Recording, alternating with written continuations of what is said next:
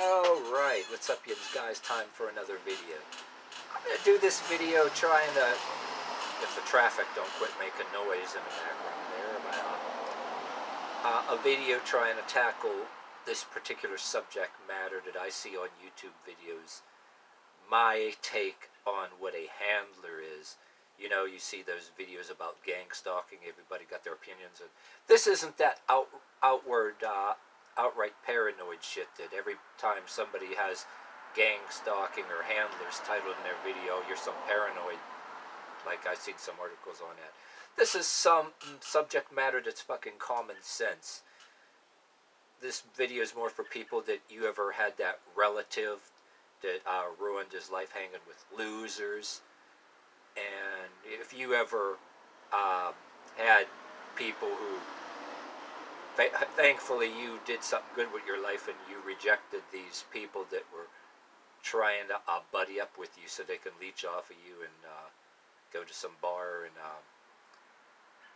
pay for all their booze or get you into some kind of drugs or whatever the hell, you rejected that shit or whatever. But this is something how maybe you people, maybe certain people you know, right, you went to school with, that they think they're shit in these cliques or whatever, or somebody you went to school with. It can be two people, two turns into three, and then the four. They thought that they were really big shit in high school or whatever. Then fast forward, you go, you're in workplaces, you observe in people, just like in high school, the shit you didn't get into. The people that always play their bullshit games with you or whatever. You observe in them, if it's two people, right, there's that one that hangs together, they drink together, get stoned together, and always one is the alpha, the handler, the shot caller, I call it, and the other one's always following the other one, kissing the other one's ass. There's certain people that maybe you went to school with that in relationships, that's what they were doing, you know what I mean?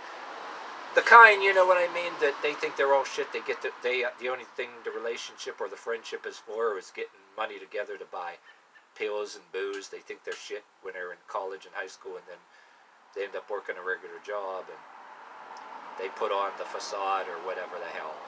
But well, you can take it back to before discovering all that bullshit. Say you're a younger kid, you have this. In a harmless way, you had this best friend. They called all the shots, whatever. You want to play baseball together, whatever the heck. You just went with it. That kind of best friend, you didn't do anything crazy or against the law or anything like that. And then sometimes here and there were the other kids that were doing shit that they shouldn't have been doing or whatever too. Or there may have been, fast forward, you've been on that end, and one time in your life you may have, not that you were trying to be, ended up having this best friend, and you end up being the shot caller because he sort of let you be, but you weren't an asshole about it. You made all the suggestions or whatever. Let's play baseball. Let's go. You know, like kids things. But then people get older, high school, college, grown-ass people, right? You see these people were in a workplace with you that are both thinking they're shit and they get nasty with you or whatever, and they go out and drink after work, and the one always has, there's always the one that's a shot caller and has his lips tightly pressed against the other one's ass. Sometimes there's 3 or 4 in a clique. The 2 becomes 3. And if you've been this far in this video, there's the scenario at any age bracket that I talked about, whether in school or work or whatever, before the 2 people becomes 3 or 4, becomes a clique. You get these people to get pissed off at you or whatever, like usually in workplaces, and it dovetails into they're not a full-blown drug pusher per se. You know, they invite you to go drink with them. But I deal with first, before you get to join a clique, say you get that one person that wants you to go out and drink with them, and they get mad because you won't. You know, you spend your money on other things, so you got other plans. And it's a scenario, because you know it's a scenario where you get this one loser, all right, whether how they hold the job or whatever the hell, or they're in this place for a while, or maybe they're in your town, they don't hold a job, but that one loser, right, that's trying to buddy up with somebody so that they can leech off of them. And then there are some two people that get together like that, and they're all friends, and you walk by them, they either they're drunk or something, they think they're damn shit, or in the workplace acting like, or they become a clique, 2, 3, 4 people, and this one person that's the buddy up with this guy, they're in a clique, 2 or 3 people, and it's just an alcoholic stoner lifestyle or whatever the hell. I mean, there's 2 scenarios. One, it turns into a clique, it evolves, or yeah, usually it turns into like workplace harassment, you know, playing these stupid ass passive aggressive games trying to get you fired or bumped off because you won't join a clique. But it always starts out, there's a couple different ones. They can be in a clique and they think they got the whole world by the balls. Whether it's people who did hold the job along with you for a while, the more functional alcoholic pillheads or whatever, and whatever the hell they want to smoke. Or, well, and some of them judge the other ones when they fall out too, you know, whereas there's no code of honor or whatever, and there was a scenario, oh, you don't want to join their clique, and you don't add to no conversation, you just work next to them, but they talk about what they do after work. They do their getting stoned or whatever the fuck they do, go out and drink, and you don't, and they notice you don't add to the conversation. And I said in another video, a certain video on this that rambled on too much, oh, you must be a narc, or, oh, you're too high and mighty, or they make up, say this, I don't know, passive-aggressive harassment bullshit, but all towns have them. You guys probably may have a relative that got with losers like this, that followed around with, started hanging around with this particular loser. Or maybe you have a relative that actually was one of them people by themselves, stoner, dopehead, or whatever, getting into all these drugs. And they were on the end where they were looking to buddy up and leech off of somebody. So you could have a relative that was one of those kind, or was hanging with one of them people, and they don't even see it coming, or else they don't care, they got that low self-esteem.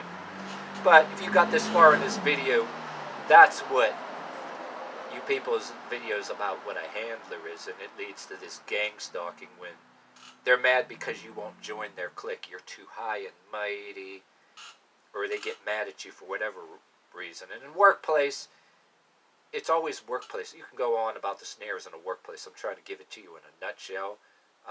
You fill in the blanks, but the only way it leads to gang stalking, like some of these people in these videos are saying gang stalking. I'm saying this because it's a lot of what some of these other people in the videos are missing. And usually a handler is mostly somewhere, it's not a direct drug pusher per se, you know, it's usually a bar or a drug thing. But a lot of cases starts out with 2 people becoming 3. That handler could be trying to bring you into a clique, and there's some person who they're usually trying to recruit somewhere for somebody else that's they're getting their dang drugs off, and they're looking for somebody else to leech off of. You get these fucking people that they go and unlike other people that, you know, do whatever they do to make their money, and then they want to rent an apartment or a nice place or whatever for their own reasons, to have nice things in it. You get these other ones in these cliques, they're always roommates. They never had a lease in their own name or anything like some of the rest of us. Like any of you guys watching, you have a story about getting your first apartment. You did it all yourself. Oh, and these are the jealous types. You see what I'm saying? They can be people you went to school with, and they see you on the sidelines. Your first apartment, they're looking at you with these dirty ass looks. Or you can be in a factory next to them somewhere. And some of them, unlike the people you worked with or whatever too, that may have the nice cars or whatever, living on credit, they might be the types, they started out working either a Subway or whatever job, and working the job as an oppression, and they get together and never a lease on their own. They become roommates, and paying the rent is an oppression, right? And they fucking their whole their whole life revolves around going to get together a bunch of money between them so they can buy a bag of weed or whatever booze they drink or whatever the fuck they smoke. And if there's cigarettes in the mix, and paying the rent is always an oppression, and what job they do is always an oppression. And if they have to collect any beyond and off any benefits at all, like welfare benefits, it's like everything revolves around getting high or stoned, but yet they think they got the whole world by the balls. And your conflict with the more higher and mighty type, your conflict within, all right, here, let me say this again. Your conflict about who you claim is high and mighty, religion, where religion's concerned, is different than their conflict with society and who they think is high and mighty. Your take on their take on the high and mighty types are way off, way different. And matter of fact, if you don't join their clique, they think you're a Mr. High and Mighty, and you're too. When there's usually always some kind of derogatory with swear words. It's usually you're some kind of asshole, dickhead, douchebag. You're some high and mighty of sorts. With whether you're black or white, or people that are black and white that hang each other, the slang, people pick up off of each other, that sort of thing. Always to shame or harass or try to belittle you or whatever, because they think, oh, they got a small clique that grows or whatever, and they got some asshole that they're buying their drugs from, and some loser bar they're going to. So they already, they're like, almost they'll even think that they're a gang and think, oh, they got the whole world by the balls. And some of them may have been used to be friends a little bit in the high school, and all of a sudden all hanging together in some crowd and act or indicate like you're supposed to be scared of them or something. Or if somebody at work that you work next to could be like, oh, they think they're shit because they, whoever, whatever name or that drug connection they have, or even exaggerate like it's something big, like you're supposed to be scared of them or something, like they're in with something and all they are is just a different level of low life or whatever. And a lot of times it's a low life trying to make you into a low life. And to finish this video off too, I wanted to get this in here real good. I should have put this at the beginning of the video. I should do a video about this. The saying, it used to be a harmless saying, a hip saying, about you being down with us. Are you down with us?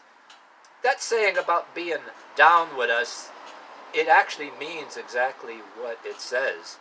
That these kind of losers are very anti-empowerment, and there's a lot of political, way far leftists. They hate the far right, but the way far leftists like these people because the ones that are into equality extremism, they love that. What you down with us? They want everybody to be on some kind of drug or dependent on some kind of a thing, and a victim or whatever. They want everybody to be the same, and then there's that alcoholic stoner loser culture. Apart from the people that drink responsibly, maybe go to a bar and watch sports, you got the loser culture somewhere. You got these pills and all this other stuff. Or you got the more respectable people too, financially better off people that are coddling these people and enabling these people. Yeah, some of these crowds too, they got relatives that maybe are better financial off. Their financial state is decent. And they got these relatives, they're coddling them because it's their relatives and making an excuse for them and enabling them. And that makes them a bigger ego, thinking they got the whole fucking world by the balls, and actually they don't. It's all basically a delusion, and you want to belittle everybody else. But yeah, anyway, the saying, you down with us. The people that use that saying in a crowd, they should be approached with caution or avoided, because the saying being down with us actually means it's very anti-empowerment. If you want to advance yourself in any way and not be in their stupid crowds, then you're Mr. High and Mighty, you're an asshole, you're a douchebag, or whatever. That's what it basically all. To have all of that, for them to have all of that, there's always a handler, a shot caller. These losers